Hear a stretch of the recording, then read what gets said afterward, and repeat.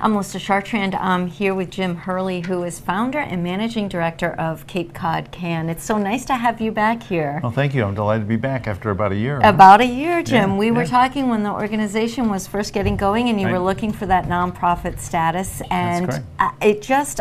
I love the story, and I love the organization because it really shows the power of the arts. Absolutely, absolutely.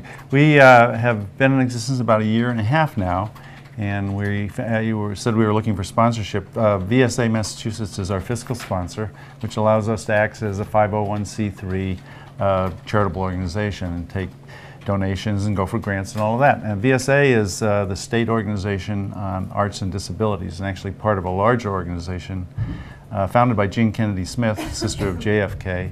That is an international organization. So they provide us with fiscal sponsorship. So we have been working with people with disabilities here on the Cape, as they have throughout Massachusetts. And just to give you some feel for what the arts do for people with disabilities. Right, because that's what this organization is about. I'm sorry, yes, no, that's yeah, it. Please. Just including everyone, accessibility and participation in the arts of all disciplines, writing and acting and painting.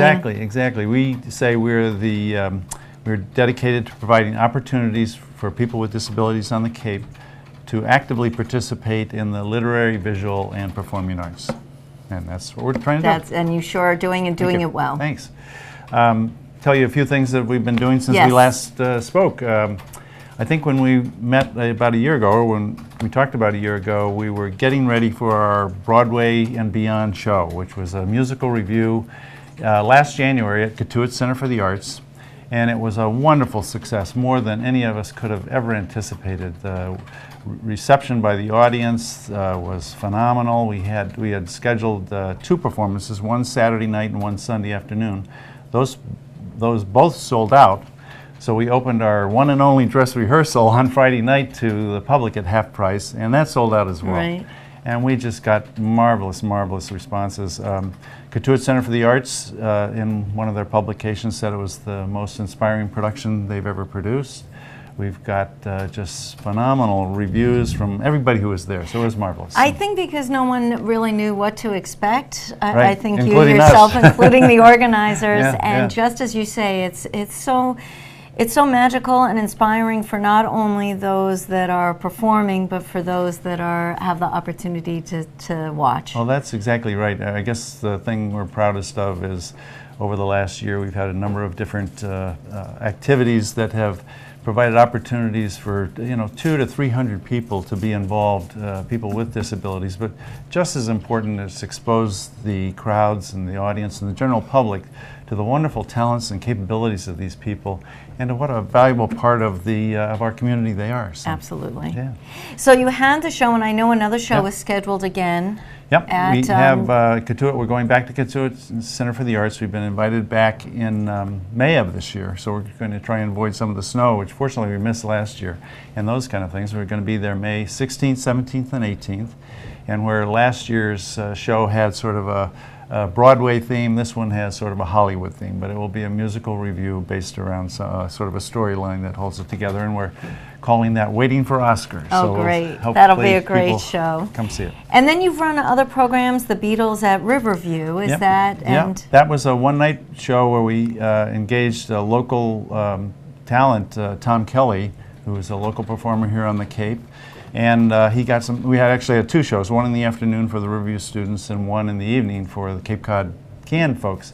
And Tom is an expert on the Beatles. He got his master's degree in Liverpool, England, so he knows all about the Beatles. So he was the primary performer, but he got some help from his friends. We had some of the Riverview students during the day and some of our Cape Cod Can stars from our show help him in the evening with music and so forth. So that was a lot of fun. We had a pretty good crowd there too at Riverview School. And these programs, as you said, there's a lot of people and a lot of organizations that are involved in making these projects happen. Absolutely. We are very much our name is Collaborative Arts Network, and it very much is that. And if I could just mention some of the groups that have been involved, and I want to talk about our art program too before I get off here, but we have 13 organizations involved currently.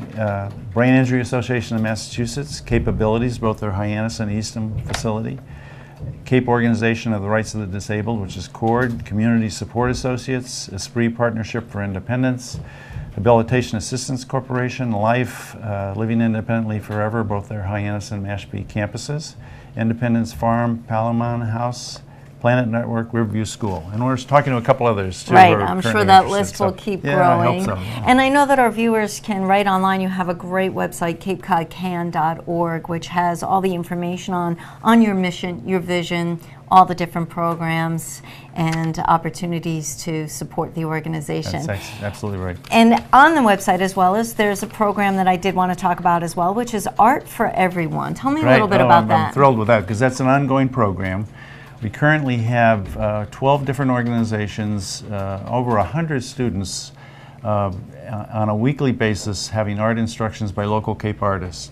They're meeting in 10 different locations throughout the Cape, and it's culminating in a unified exhibition at the brand new Atria Woodbriar facility in Falmouth. And that's November 9th is the opening, and it will run from November 9th through 23rd. So we're very excited about Sure. that. And if you look on our website and see the pictures, and I think there's a few are being displayed now, just wonderful response. We have very exciting artists doing exciting things to the theme of art is my music. So they're looking at the influence of music on art and taking all kinds of different interpretations of that. So it's a lot of fun. We're looking forward to the output. Sure. Okay. I'm sure if you spoke to some of the participants in these programs, how this has impacted them, or even some of those that have attended these performances. Yeah. We've people who are relatives of them have spoke to us. The people themselves have spoke to them and To said, see the differences. absolutely. And they said this, for example, our Broadway show. They said this was the one chance our relative had to be a star in their own right, and they certainly did. They got up in front of the public. There were soloists who got up, and imagine getting up in front of a crowd of 150, 200 people with a spotlight on you and just performing your hearts out and bringing the house down, Yeah. which is wonderful. So we've had those kind of things. And as I said, we've just gotten word back from a lot of the folks who participated that this was great and want to do more. And so we're looking Sure. for other opportunities to do just that. Great. Well, I'm thrilled that it has done so well, and certainly growing, as you say, the list of those organizations that are involved. Yeah. That list will continue to grow. I'm we sure hope the so, yeah. activities and events as well. So I Great. wish you much, much success. And again, for our viewers, you can get all the information right online at capecodcan.org. For Jim Hurley, I'm Melissa Chartrand, wishing you an artful day. Thank you.